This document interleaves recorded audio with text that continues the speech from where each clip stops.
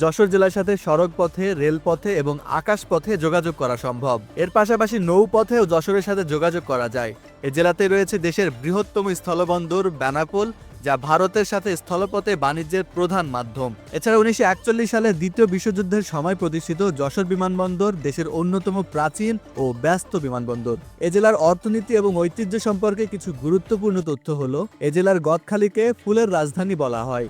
দেশের মোট ফুলের চাহিদার প্রায় 70 ভাগই সরবরাহ করা হয় এই গদখালি ও ঝিকরগাছা অঞ্চল থেকে। 1971 সালের 6 ডিসেম্বর যশোর জেলা পাক হানাদার মুক্ত হয়।